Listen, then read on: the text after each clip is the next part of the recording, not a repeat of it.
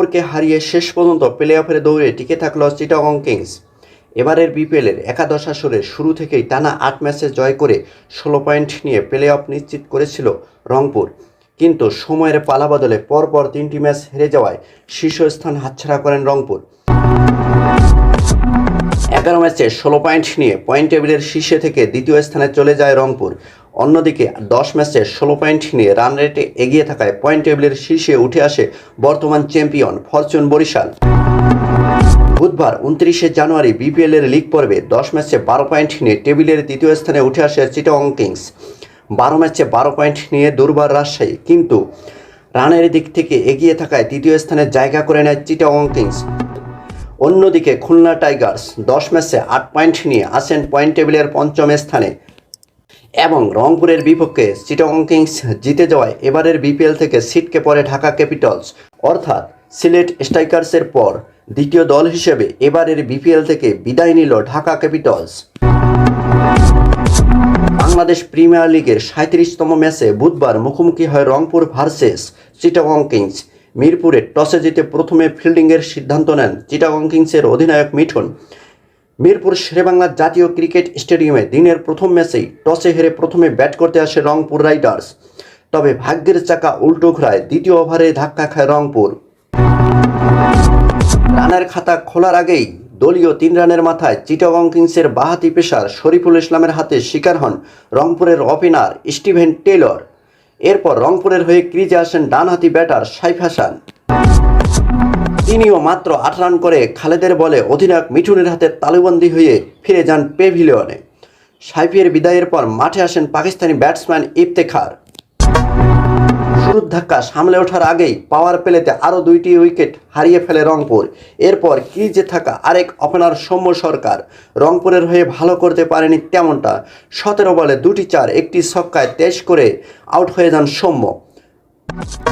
৩৭ রানে ৩ উইকেট পতনের পর চিটাগং কিংসের বোলারদের সামনে শক্ত হয়ে দাঁড়াতে পারেনি রংপুর রাইডার্স। এরপর মিডল অর্ডারে ব্যাট করতে আসেন রংপুরের অধিনায়ক নুরুল হাসান সোহান, কিন্তু এই দিন রংপুরের অধিনায়ক নুরুল হাসান সোহান ব্যাটে বলে করতে পারেনি তেমনটা। মাত্র ৯ রান করে ফিরে যান সাজঘরে। ৬৮ রানের ৫ উইকেট হারিয়ে চাপে পড়ে যায় রংপুর। দলকে চাপমুক্ত করতে জুটি করার চেষ্টা করেন ইফতেখার আহমেদ ও মাহেদী হাসান। ১৭ ওভার শেষে রংপুরের রান দাঁড়ায় ৫ উইকেটে ১০২। এরপর শেষ ৩ ওভারে ইফতেখারের মারমুখী ব্যাটিং তাণ্ডবে ৪১ রান জমা হয় রংপুরের খাতায়। এতে ২০ ওভারে ৫ উইকেটে ১৪৩ রান সংগ্রহ করে রংপুর। ষষ্ঠ উইকেটে ইফতেখার ও মাহেদী ৪৭ বলে ৭৫ রানের অবিচ্ছিন্ন একটি জুটি করেন। ৭টি চার ও ৩টি ছক্কায় ৪৭ বলে অপরাজিত থাকেন ৬৫ রান করে ইফতেখার এবং অন্যদিকে ৩টি বাউন্ডারি দিয়ে ২০ বলে অনবদ্য ২২ রান করেন মাহেদী। খালেদ ২টি এবং শরীফুল শামীম ১টি করে উইকেট নেন। এরপর ১৪৪ রানের লক্ষ্য নিয়ে ক্রিজে আসেন চিটাগং কিংস, তবে দলীয় রান যখন ১০ তখন ব্যক্তিগত ৬ রান করে তৃতীয় ওভারেই আউট হয়ে যান চিটাগং কিংসের ওপেনার লাহিরু মিলান্থা। এরপর ব্যাট নিয়ে ক্রিজে আসেন গ্রাহাম ক্লার্ক। ২টি চার, একটি ছক্কা দিয়ে শুরুটা ভালো করলে ১৫ রানের বেশি করতে পারেনি ৩ নম্বরে নামা চিটাগং কিংসের ব্যাটসম্যান গ্রাহাম ক্লার্ক। এরপর মিডল অর্ডারে এসে ছন্দ ফিরে পায় চিটাগং কিংস।